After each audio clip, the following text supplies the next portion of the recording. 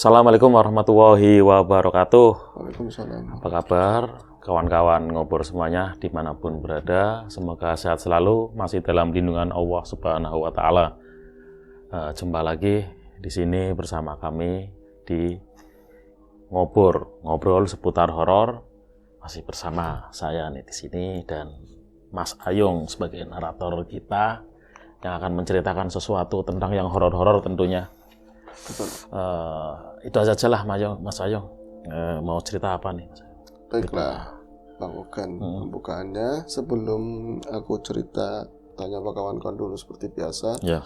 Assalamualaikum warahmatullahi wabarakatuh. Waalaikumsalam warahmatullahi wabarakatuh. Bismillahirrahmanirrahim. Apa kabar kawan-kawan ngobor semua? Semoga semua dalam keadaan baik, sehat dan selalu bahagia tentunya kapanpun dan dimanapun saatnya. Kembali ada kita berdua di ngobor, ada Bang Ogan, ada saya. Terima kasih sekali untuk teman-teman yang selalu setia mantengin ngobor, yang masih support kami dalam bentuk like, komen, dan juga ada yang masih aktif memberikan super thank. Itu kami sangat menghargainya. Semoga kita ke depannya lebih semangat, lebih baik lagi membawakan ceritanya ya Bang ya. Walaupun ini cerita dari orang lain kebanyakan atau cerita dari diri sendiri, tapi kalau Tata bawainnya enak kan bisa nyaman ya, bisa menghibur kita semua lah intinya. Kalau lagi nggak enak, kalau lagi nggak feelnya kurang dapat manusia ya kadang-kadang ada lagi ya lagi bombong, lagi enggak, lagi ya seperti itulah. Nggak mau membela diri tapi ya mohon dimaklumi apa adanya seperti itu. Baiklah, ini apa ya ini ya mau cerita aja langsung. Sekarang ini habis liburan ya kemarin ya, habis liburan panjang dan anak-anak mungkin besok hari Senin atau Selasa udah mulai berangkat sekolah lagi. Minggu ini ya udah mulai. Jadi jalanan mulai padat lagi sama anak-anak. Untuk teman-teman pengguna jalan hati-hati. Kalau anak-anak yang gede biasanya lebih nalar, kalau yang kecil itu pating serundul. Yang nabrak siapa, yang salah siapa, kan seperti itu Bang. Dan tentunya sebagai orang tua ya, mungkin kemarin-kemarin juga lumayan lah untuk tahun ajaran baru bagi yang daftar di sekolahnya, di sekolah baru, dan yang cuman kenaikan kelas ya kan. Seperti biasa namanya anak-anak kan pengennya serba baru Mas Ayung. Betul. Iya, masih ada pun mama sepatu masih ada, ini masih ada. Harus yang baru. Kalau anak-anak yang ini gitu kan. Apalagi yang daftar ulang. Ya, ke jenjang naik tingkat sekolah lah, dari SD ke SMP, dari SMP ke SMA itu lumayan. Budgetnya lumayan lah gitu. Makanya ada solusi untuk itu semua. Kalau misalnya teman-teman nggak pengen kerepotan, kalau teman-teman insya Allah semuanya sanggup dan itu kewajiban orang tua, moga-moga rezekinya diparing selalu menimpa barokah untuk bisa menyekolahkan anak-anak di jenjang yang terbaik. Tapi kalau misalnya memang ada keberatan, datang aja ke Tumaritis. Itu Mas. Sekolah kan di Padepokan saya gratis. Itu faknya apa itu Mas Ayung? Apa aja dipelajari. Yang penting anak-anaknya rajin buat nandur-nandur singkong, sayur dimakan sendiri. Ini tuh akademi ilmu gaib gitu kan. Juga. Jadi secara akademis Mas Ayung soalnya. Secara akademis itu nggak ada ijazahnya ya kan. Tapi ilmunya ilmu kehidupan. Tapi keterampilan langsung ya Mas. Lebih keterapan. Jadi gimana caranya ngangsu yang terbaik itu seperti apa untuk mendapatkan air yang maksimal. Nyangkul yang bagus. Nyangkul yang bagus berapa derajat begitu. Ngarit itu kan ada tekniknya semua. Gitu Mas Ayung. Enggak ding ini ke cerita aja ada hubungannya sama dunia pendidikan. Iya. Sekarang betapa mirisnya ya. Ini kita ngobrol-ngobrol semoga banyak seremnya juga sih ngobrol-ngobrol seputar masalah pendidikan. Pendidikan ada yang formal, non formal, ada yang jalurnya. Sekarang juga yang di pesantren juga banyak kan ya, menjamur di mana-mana karena banyak tenaga didik, otomatis mengikuti juga lembaga pendidikan juga banyak. Kalau gini Mas Ayung, ini sedikit ada sentilan. Iya. Itu pesantren kan sekarang memang banyak banyak di mana-mana. Karena mungkin bagi orang tua yang nggak mau susah-susah karena memang faktor zonasi dan ini itu persyaratan yang lain, akhirnya lebih simpelnya ya udahlah pesantren aja, itu lebih simpel dan anaknya pun mau.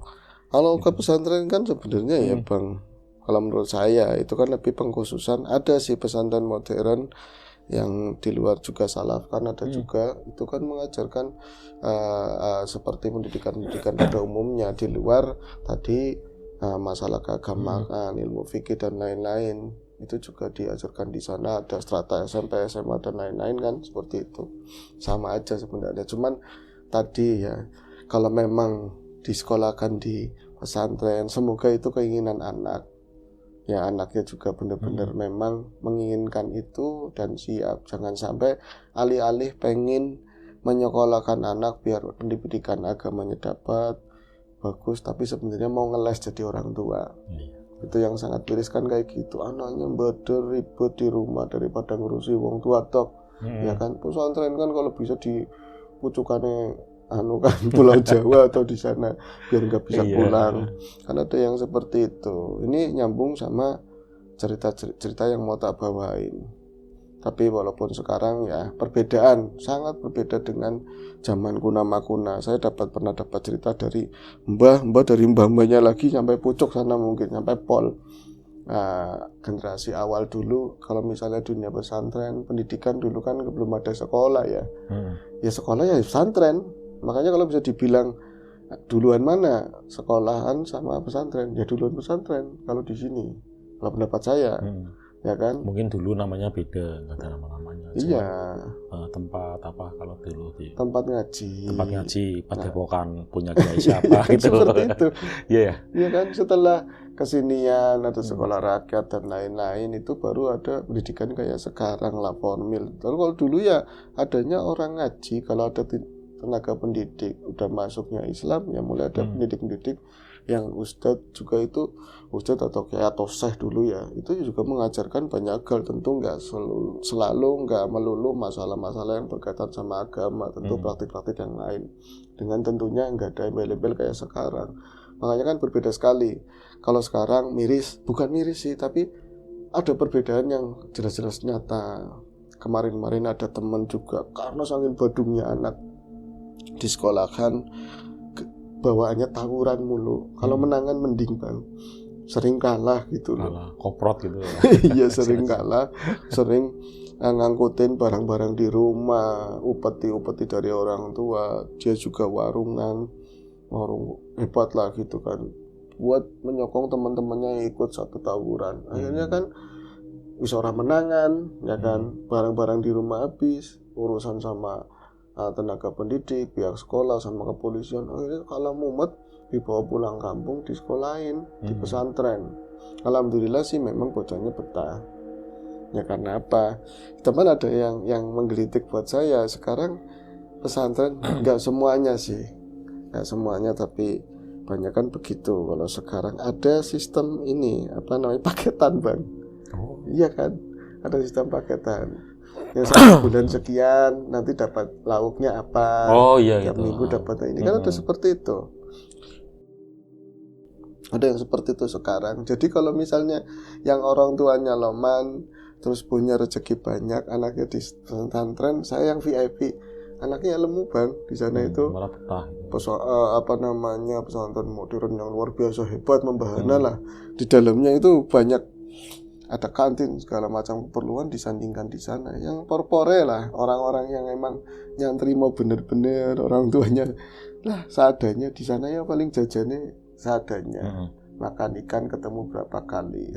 Tapi alhamdulillah mungkin yang serius seperti itu malah mungkin yang jadi karena prihatin. Ya miris sekali sekarang ini masalah pesantren. Sentil aja sekalian yang di sana lagi ramai kan. Ada pesantren yang seperti itu ya, sembayangnya angel, baru melihat ada orang sholat seperti itu, ya biarin saja lah. Tapi itu harus ditindak sebenarnya. Setuju apa enggak Bang? Sangat setuju. Iya, itu di luar kita. Kalau mau bikin agama sendiri sana lah. Iya, tapi nempel-nempel di muslim. Penodaan lah. Itu penodaan agama itu. Oke. Ini ada nyambung sama perkara seperti itu. Kita kembali ke Dumaritis dan kampung sebelah-belahnya di zaman kuna. Sebenarnya nggak kuna banget, zaman saya kecil. Di kampung saya itu dikenal dari berbagai penjuru dunia, dari berbagai kota-kota lain mungkin sebutannya. Kalau misalnya orang Tegal misalnya, kita punya mantu orang Tegal. Nggak semuanya, tapi lebih karena majas hiperbol atau apa ya.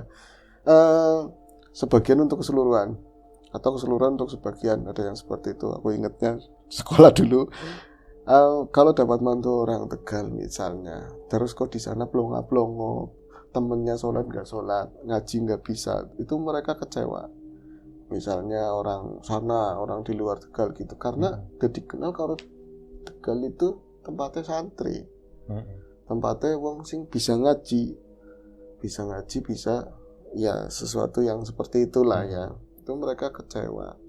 Nah, begitu juga kalau di kampungan saya dulu, kita sekolah formal, di sana nggak ada pesantren. Sekarang ini aja baru ada pesantren, itu di belakang Tumaritis ada pesantren. Malah 2 di Tumaritis nggak ada pesantren. Tapi di sana cuma ada madrasah buat ngimbangin sekolah formal pagi. Tapi jebolannya sana, mereka ya paham, yang benar-benar tentunya ya paham yang namanya masalah ilmu fikih, dan kesana-sana nanti di atasnya madrasah ada wusto, ada yang lain-lain ke atas, tapi nggak sampai alfiah mantek dan lain-lain, nggak. Cuman kalau orang dulu di tempat kami yang dipesantrenkan itu yang porpore atau apa ya, mentok-mentoknya anak itu nggak bisa diatur. Kalau sekarang kan orang ke pesantren itu lebih karena niatnya orang tua pengen nyantrin anak biar dapat ilmu agama lebih memperdalam, atau keinginannya anak sendiri untuk pengen aku belajar di pesantren sana, pesantren sini, begitu. Kalau dulu ini bicara bukan untuk semua ya, tapi khususnya di Tumaritis sama di sekeliling kampung kami, kalau ada orang nyantri disantrikan bocahnya, itu yang pol-polnya nggak bisa diurus di rumah itu. Anak-anaknya bedut-bedut luar biasa, gaweannya gelut, kayak semacam tempat rehabilitasi itu ya. Betul, jadi ya di tempat-tempatkan begitu. Maksudnya orang tua itu mentok. Jadi di dalam rumah ngurusui wong tua terus, ngurusui sedulur, maning-maning duit, lagi-lagi uang, lagi-lagi bikin masalah, berantem. Dulu kan kalau ngaplok orang boleh, maksudnya nggak diperkarakan kayak sekarang. Ya kan, jarang orang sekarang kan, aduh gamplang saya sini ya biar ada ini terus divisum jadi duit.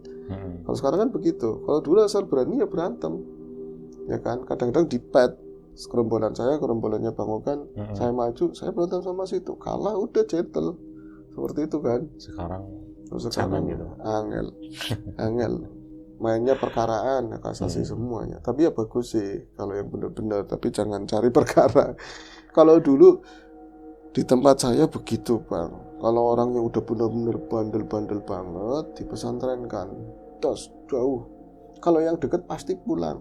Di Tegal itu banyak pesantren, ada Kiren, ada ya di Cipura juga ada, di mana juga ada. Daerah wilayah selatan itu banyak banget. Iya, ada Benda, ada banyak di sini di Paksio itu. Paksio juga ada, tapi kalau misalnya dipesantrenkan di deket-deket, anak-anak itu pasti pulang. Itu rombongannya barengan saya.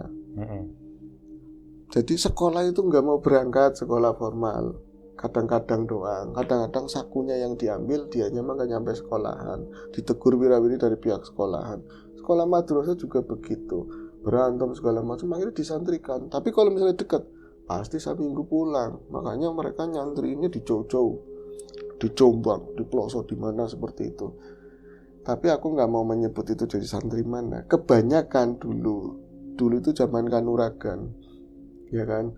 Di mana itu kalau di kami itu ya ada kewajiban orang tua itu supaya anak-anak itu belajar Kanuragan.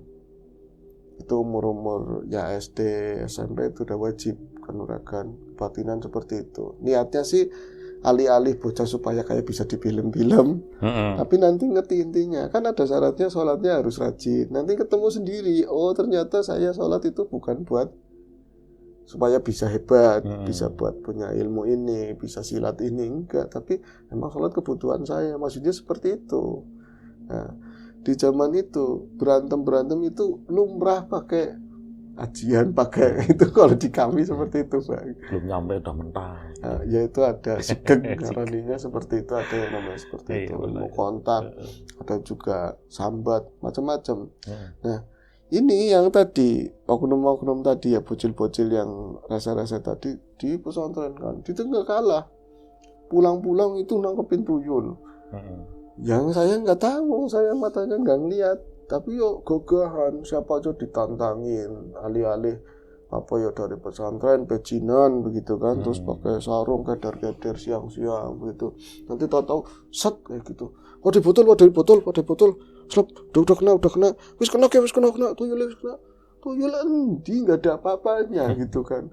Pada nonton ngerumbeng. Saya kan kampungnya perbatasan kampungnya mereka, kadang-kadang denger yang kayak gitu, si Bardi, si Juki nangkap tuyul, bocah pesantren kayak saya wis dadi ustad nangkapi tuyul, nangkapi genderuwo atau apa, kesana berduyun-duyun, ya adanya botol, Cuma botol itu nggak ada botol isinya. mana tuyulnya apa, ois kon durung sanggup, katanya kamu belum sanggup buat ngeliat atau apa, angel itu seperti itu. Nah, suatu ketika anak-anak ini ya pernah ngalami kejadian yang bikin mereka bisa dibilang kapok jitok, kalau orang sini itu kapok jitok itu kapok yang nggak mau ngulangin lagi, Bang. Jadi ceritanya udah pintar, udah sakti, udah bisa seperti itulah menaklukkan bangsa-bangsa seperti itu. Terus mereka itu kalau mungkin dulu itu ada YouTube, udah ada macam-macam video-video real atau yang lain mungkin didokumenkan. Kalau dulu kamera aja kan nggak ada, adanya kamera yang tukang foto jebret begitu kan. Ini mereka itu ya gagahan itu ke kebun-kebun tertentu, terus ke kuburan-kuburan. Jadi sesumbar sama warga bahwa ini mau nangkepin setan-setan sini yang bikin rese, yang kadang bikin marah warga, sering gangguin di mana.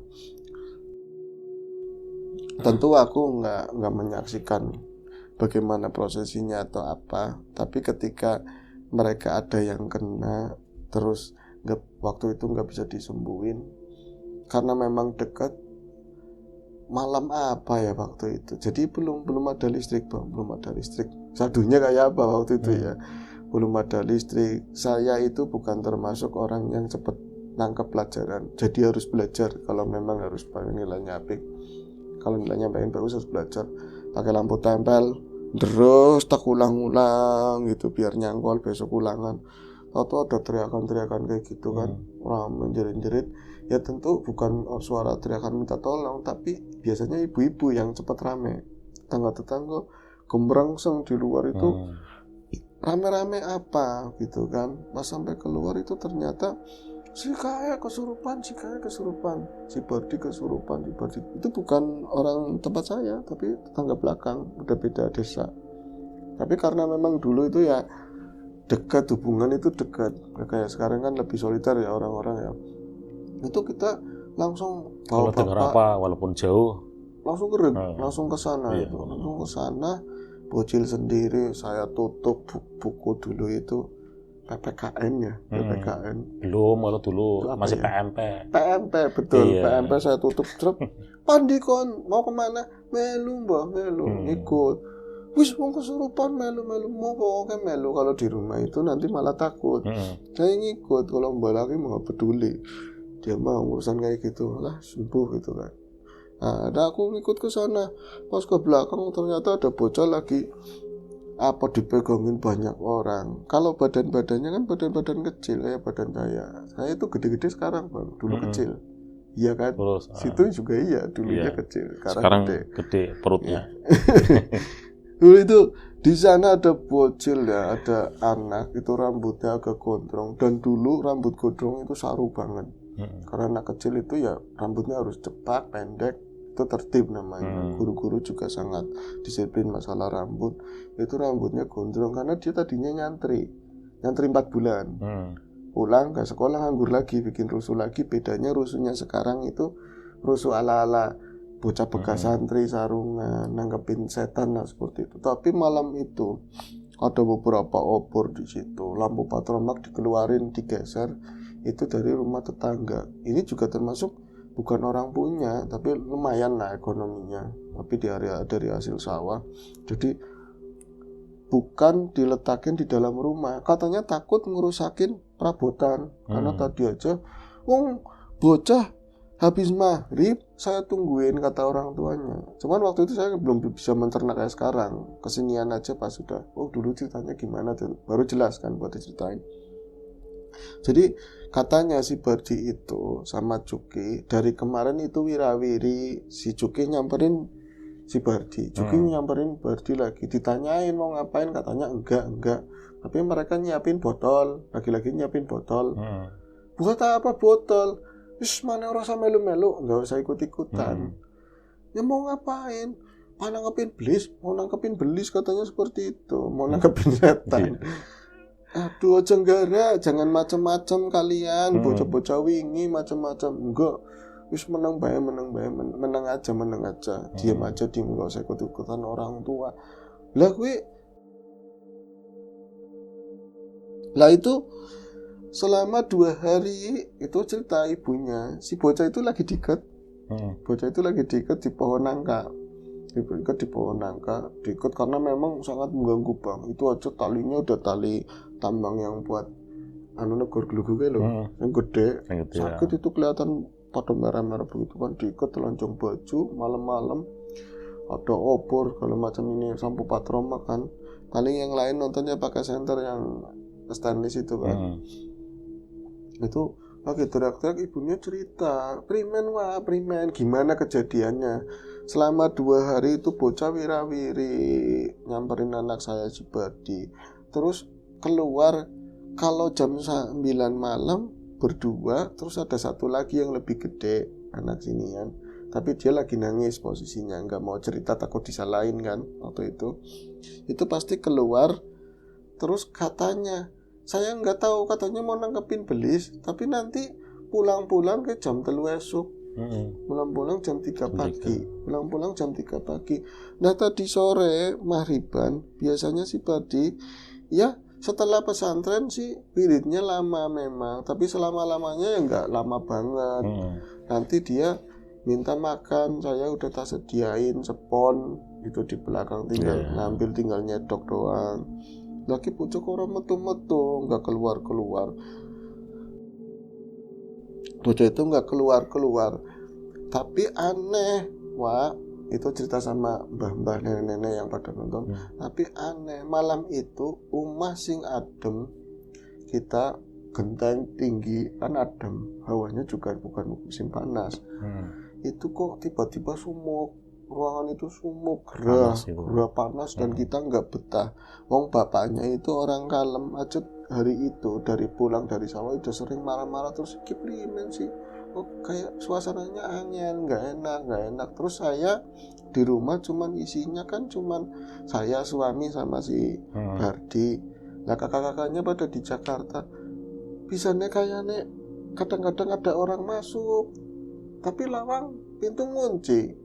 Saya ikutin orang itu yang jalan ke belakang, di belakang di sompangan di area belakang nggak ada orang. Nanti saya di belakang kayaknya ada di depan. Bapak juga katanya ngomong begitu. Itu maghrib, setelah maghrib lah kita panggil bocahnya, di kemangan. Ini nanti adem, nggak nyaut, nggak ada suara apapun. Kamarnya nggak dikunci, ada hordeng begitu ya, dibuka begini. Itu kan gelap. Di luar itu cuman pakai kayak lampu-lampu tempel begitu ya. Kalau patroma kan di ruang tamu. Gelapnya kayak apa? Remeng-remeng bisa dibayangin ya Bang. Terus buka di kamar itu cuman ada ceplik itu lampu tempel juga sama, tapi yang delesnya kecil gitu. Itu bocah kelihatan kayak masih wiridan. Ya bahasanya wirid, entah yang didawamkan itu, entah mantra atau apa nggak tahu. Porong saya itu ngomong di kepangan itu, tahu-tahu langsung nendang meja kecil yang di depan, komprok kabeh. Jadi ke nasi di belakang itu, berarti kan setelah kamarnya dia, terus nanti keluar itu setelah ruangan itu meja makan. Singarane makan nasi, yang namanya makan nasi orang umum kayak butuh uang, kayak bukan orang.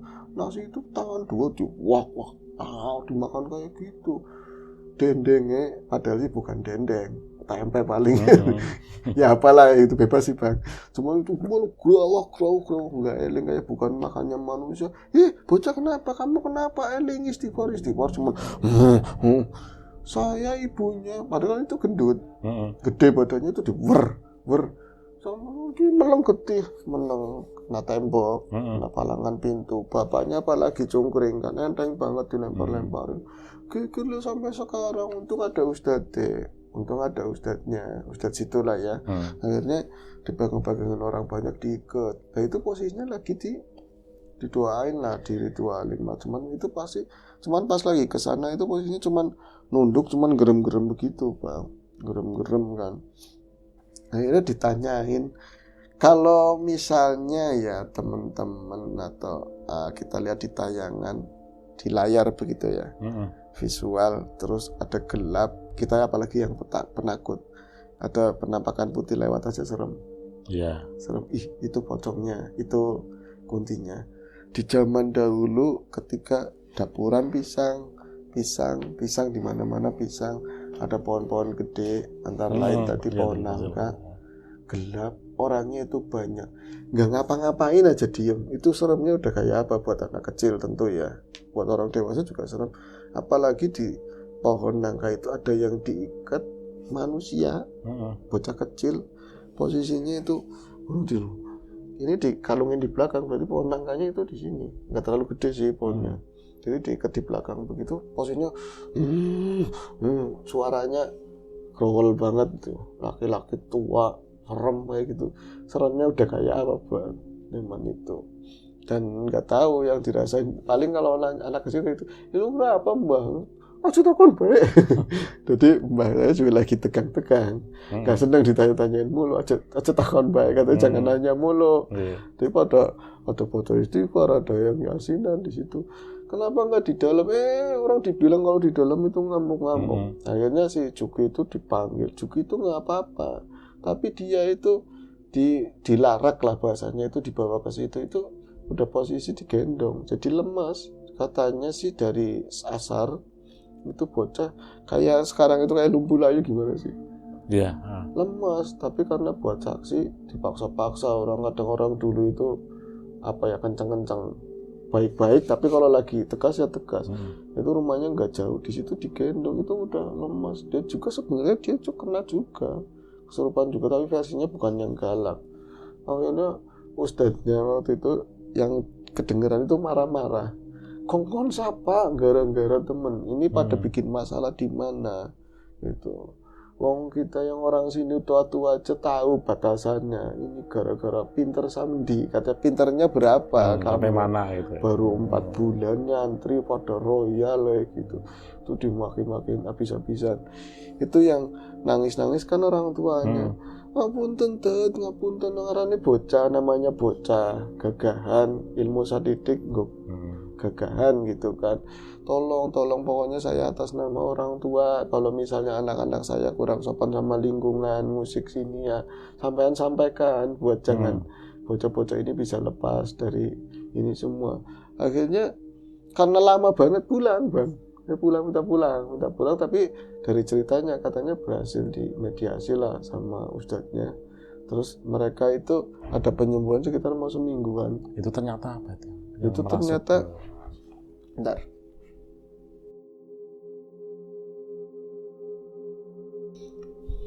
Itu ternyata katanya gitu ya, berdua itu di antara satu orang, dia itu datengin kayak tongkrongan gitu loh, tongkrongan bocah yang lebih dewasa lagi.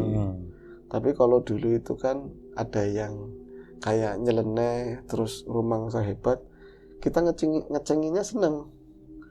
Jadi lewat padahal nggak mau ngapa-ngapain, tongkrongan itu ngomong tut mandi tut ya gitu loh, ke bocah-bocah kecil santri itu mereka kayaknya marah, nggak terima gitu loh. Awas sampean manggil-manggil kayak gitu, belum ngerti saya siapa, kayak gitu, keturunan siapa dan lain-lain lah pokoknya. Lah kamu mau kemana? Makam. Saya mau ke makam. Mau ngapain? Gelondang katanya begitu. Udah liatin aja. Awas sampean, ingat-ingat yang tukang anuin saya seperti itu. Taunya di sana katanya mau ritual begitu, membasmi yang nggak bagus-bagus loh kayak gitu, alih-alih begitu. Makanya ada satu saksi yang masih sehat kan, saya nggak tahu Bu, wong sampai sana terus mereka itu baca-baca apa, tahu-tahu ada yang dinyalain, entah itu apa gitu ya, semacam stanggi atau apa nggak tahu. Terus Tahu-tahu anginnya langsung gede banget. Lah yang nganterin itu satunya langsung pulang. Jadi dia nggak kena. Sendirian itu berarti ya kena. Langsung pulang. Yang kena ya jadi 2 itu Juki sama si Bardi. Cuman kan Bardi yang paling parah. Nunggu nang tempat yang paling takut kata orang-orang tua. Kalau di situ tuh Yang paling angker itu. tempat yang paling angker buat main-mainan, apalagi bocah begitu. Nah, itu aja sih Bang. Nah, ini apa? Setelah itu bisa dikembali lagi nggak seperti semula? bisa sembuh lagi. Tapi kan rentangan waktunya jadi penyakit dohir sih. Jadi kayak rada kumblang-kumblang begitulah. Anak-anaknya nggak seceria pelengap-pelengu gimana sih? Karena pernah apa sih? Ada kedistrakalan kayak gitu. Dan untuk bersihin di badan itu cukup lama. Kalau dulu, walaupun ceritanya nggak terlalu jelas lah waktu itu. Cuman ya kaitannya masih ada perbedaan. Kalau dulu itu ini di kampung saya kalau misalnya orang nyantri itu kebangetan susah diurusin, akhirnya di Pokoknya sana anak yang pol lah gitu ya. iya itu ke bagiannya para pengajar-pengajar di pesantren untuk dikasih kawero, dikasih pendidikan yang baik. Itu seperti apa di sana itu bagiannya mereka. Tapi kalau misalnya anak-anak yang masih bisa diatur normal seperti biasa, ya yang terbaik ya pendidikan dari orang tua sendiri kayak gitu loh. Kalau sekarang kan udah di mana-mana merebak ya. Ustadz aja banyak banget belajar di Google Al-Ustadzul. Ustadz Google. Jangan kejauhan nanti nggak beres wis. Ya itu saja, lebih ke obrolan ya Mas Aung ya. Tapi lumayan apa ya, banyak hikmah lah sekali lagi-lagi di balik sebuah cerita. Itu saja persembahan Ngobor kali ini. Sampai jumpa di Ngobor berikutnya. Mungkin masih sama saya atau sama Mas Riam Biru di ngobrol berikutnya. Dan saya akhiri. Wassalamualaikum warahmatullahi wabarakatuh.